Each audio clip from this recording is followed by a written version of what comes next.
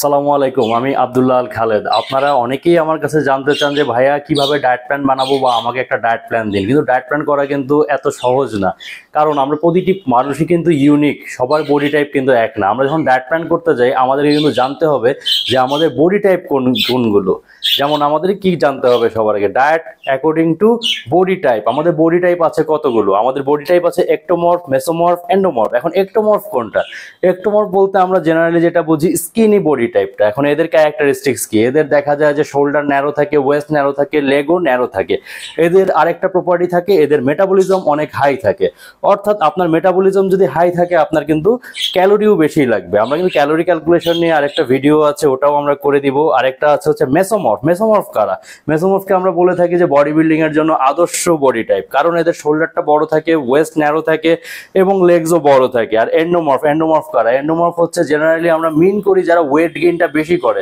এদের শোল্ডারও বড় থাকে, ওয়েস্টও বড় থাকে, লেগসও বড় থাকে এবং এরা খুব ইজিলি ফ্যাট গেইন করে।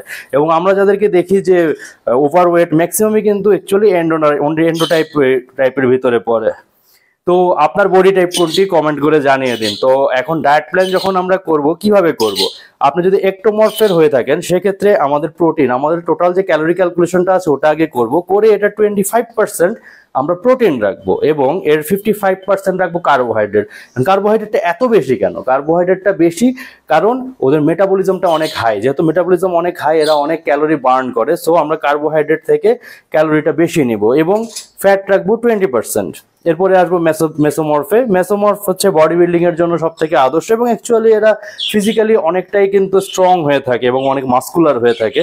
তো আমরা মেসোমর্ফে প্রোটিন রাখবো 30%। আমরা ওভারঅল ক্যালোরিটা ক্যালকুলেশন করব, ক্যালকুলেশন করে প্রোটিন 30% রাখবো, কার্বোহাইড্রেট রাখবো 40% এবং ফ্যাট রাখবো 30%। এবং এন্ডোমর্ফ আমরা আগেই বললাম যে ওয়েট গেইন করতে খুব সহজে ওয়েট গেইন করে ফেলে। তো এন্ডোমর্ফ যদি হয়ে থাকেন আপনি, সেক্ষেত্রে আপনার প্রোটিন থাকবে 35%। আমার টোটাল যে ক্যালোরিটা আছে, টোটাল ক্যালোরি 35% থাকবে প্রোটিন, কার্বোহাইড্রেট থাকবে 25%। কারণ আমরা জানি কার্বোহাইড্রেট কিন্তু ওয়েট গেইন করতে হেল্প করে, আর এই কারণেই কিন্তু একটোমর্ফে কার্বোহাইড্রেটটা বেশি ছিল, দ্যাট ইজ 55%।